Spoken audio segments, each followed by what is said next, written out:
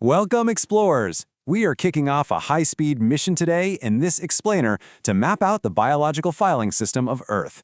We're going to scale the entire tree of life, tracing the connections from the most ancient, microscopic bacteria all the way up to, well, you and me. To start, I want you to imagine stepping into a colossal, sprawling warehouse.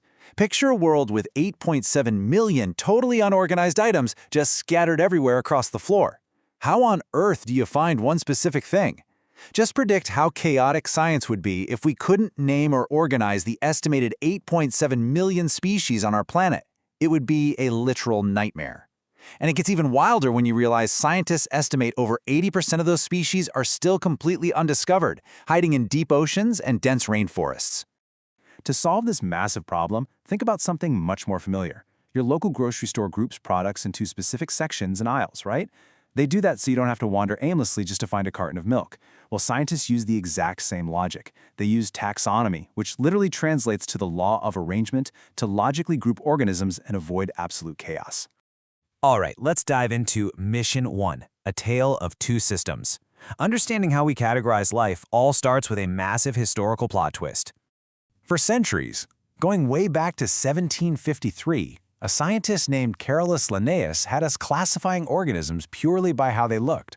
If they had wings, they went in one box. If they had fur, they went in another. It was entirely based on physical traits. But then, fast forward to 1990, and a guy named Carl Woese completely changed the game.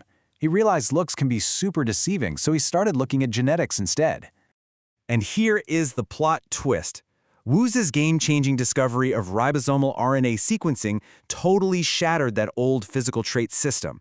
He proved that microscopic life was vastly more diverse than our microscopes or our eyes ever suggested. This breakthrough was so huge that it literally forced scientists to redraw the entire map of life, birthing what we now know as the three-domain system. Now, Linnaeus didn't leave us empty-handed. He gave us an ultimate cheat code that we absolutely still use: binomial nomenclature. It's a universal two-part Latin naming system. Because common names change depending on where you live, scientific names avoid that confusion entirely. It ensures scientists everywhere know that a seahorse is actually a fish, not a tiny aquatic horse. Moving right along to Mission 2, the taxonomic funnel. Let's unlock the actual filing cabinet used to sort every living thing.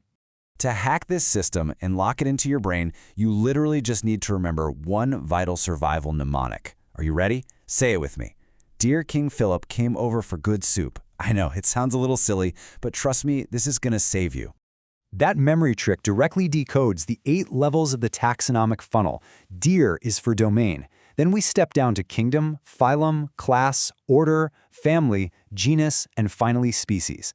As you move down this funnel, the groups get smaller and the organisms inside them share way more in common.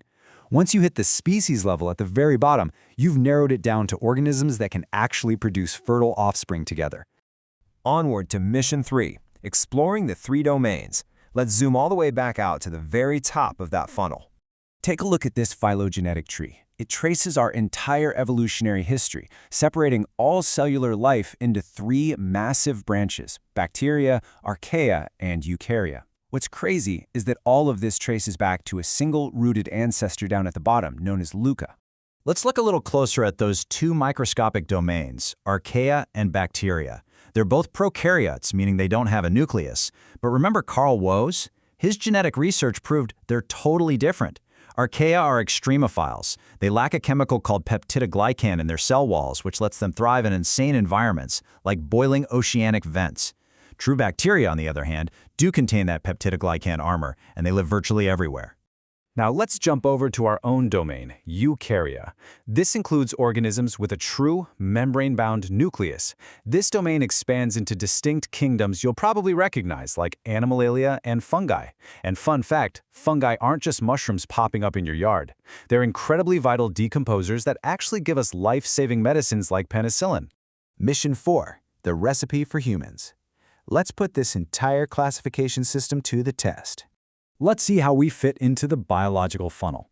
We belong to domain eukarya because our cells have a nucleus. Drop down to kingdom Animalia because we ingest our food. Next is phylum Chordata because we rock a backbone. Into class Mammalia because we're warm-blooded and have hair.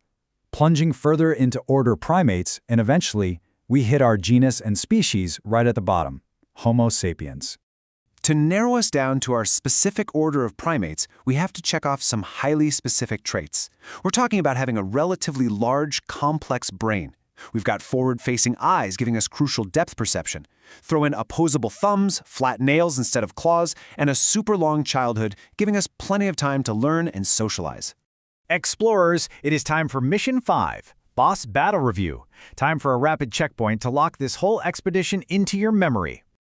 All right, quick, before I give you the answer, test yourself. What are the 3 main branches on the tree of life? And what does the acronym LUCA stand for? Lock in your answer right now. Boom, let's check it. The 3 domains are archaea, bacteria, and eukarya. And LUCA stands for the last universal common ancestor. That is the ultimate root that connects every living thing on the phylogenetic tree. Next challenge. If archaea and bacteria are both single-celled organisms without a nucleus, why on earth did Carl Woese separate them? What was his secret weapon? It was all because of significant ribosomal RNA differences. Sequencing their genetics proved that not all prokaryotes are the same. Archaea completely lack peptidoglycan and have different cell structures, proving they absolutely needed their own branch. Final rapid recall question before we wrap up. We share a ton of DNA and ancestry with other primates, but what makes Homo sapiens completely unique? It comes down to an amazing combination of advanced cognitive functions, highly complex social interactions, and specific morphological adaptations. It's really how our brains process the world that sets us apart. We have officially mapped the tree of life together, but I want to leave you with one final mystery to chew on. How does simply putting names and categories to these 8.7 million species ultimately become our most powerful tool for global conservation? Think about it. By naming them, we can track them, understand their ecosystems, and actually protect them. Taxonomy isn't just filing things away. It is the absolute foundation of saving our planet's biodiversity. Keep exploring, and I'll catch you in the next one.